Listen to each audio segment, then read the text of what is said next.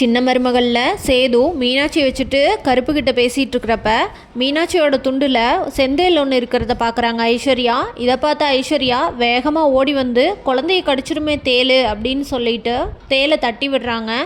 தேலை தட்டி விடும்போது தேல் ஐஸ்வர்யாவை கடிச்சிருது. தேல் ஐஸ்வர்யாவை கடிச்சது தெரியாமல் சேது ஐஸ்வர்யாவை அடிக்கிறதுக்கு போகிறாரு. என்ன ஐஸ்வர்யா, குழந்தைய கையில் வச்சுருக்கும்போது இப்படி வந்து தள்ளுற, கண்ணு தெரியலையா உனக்கு, ஏதாச்சும் ஆயிருந்தா உன்னை நான் சும்மா விட மாட்டேன் அப்படின்னு சொல்கிறாரு. அதை சொல்லி முடிக்கவே ஐஸ்வர்யா டக்குன்னு மயக்கம் போட்டு விழுந்துடுறாங்க. ஐசு ஐசு என்னாச்சு உனக்கு அப்படின்னு சொல்லிட்டு குழந்தைய கருப்பு கையில் கொடுத்துட்டு ஐஸ்வர்யாவை தூக்கிட்டு வேகமாக ஓடுறாரு. அதுக்குள்ளே ஃபேமிலியில் இருக்க எல்லாருமே வந்துடுறாங்க.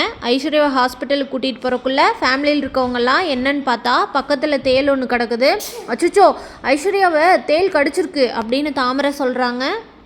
ஐயோ செந்தேல் கடிச்சிருக்கா, நான் எங்கள் அண்ணனுக்கு என்ன பதில் சொல்லுவேன் அப்படின்னு சொல்லிட்டு வேகமாக ஓடுறாங்க.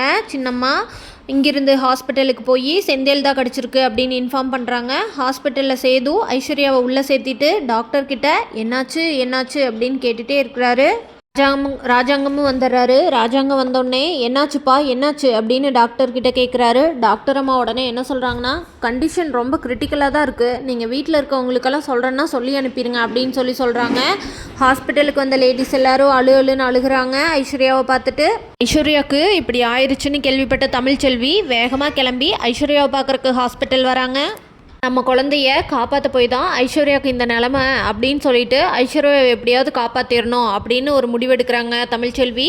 உடனே அவங்க டியூட்டிக்கு ஜாயின் பண்ணி ஐஸ்வர்யா உள்ளே போய் பார்த்துட்டு ஐஸ்வர்யாவுக்கு ட்ரீட்மெண்ட் கொடுக்குறாங்க.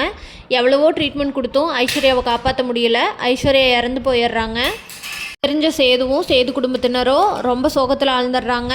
அடுத்து தமிழ்ச்செல்வியும் சேதுவும் சேருவாங்களா சேர மாட்டாங்களான்னு தெரிஞ்சுக்க நம்ம சேனலை மறக்காமல் லைக், ஷேர் அண்ட் சப்ஸ்கிரைப் பண்ணிக்கோங்க.